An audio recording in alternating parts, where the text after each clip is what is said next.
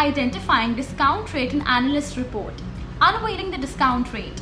Key questions to identify the discount rate in DCF valuation.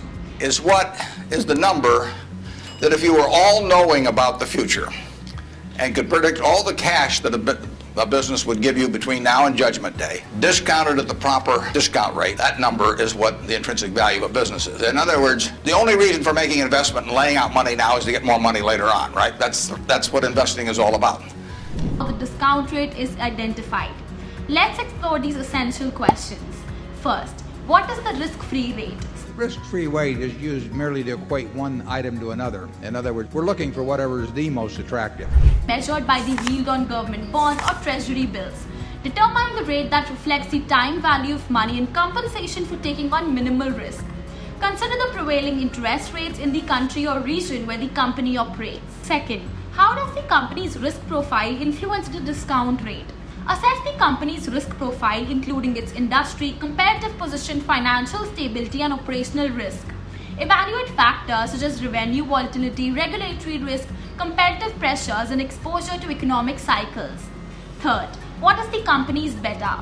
Calculate or estimate the company's beta, a measure of its systematic risk compared to the overall market. A beta greater than 1 indicates higher than average market risk, while a beta less than 1 suggests lower market risk. Fourth, what are the market risk premiums? What is that risk premium? And one way to think about it is, well, what's the risk of that overall market? And then what seems to be a plausible premium per unit of risk.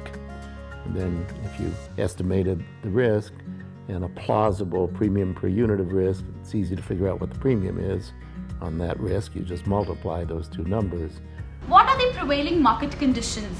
Consider the current state of the financial markets and the economy. What's happened is they produced a lot of debt and gave out a lot of money. And so everybody's got money, and it's also very easy to borrow money to buy things. And as a result, if you create much more buying power, then you create goods and services, you've got much more inflation. Market conditions such as interest rate fluctuations, inflation expectations, and geopolitical risks can influence the appropriate discount rate. By asking these questions, analysts can identify an appropriate discount rate for the DCF valuation.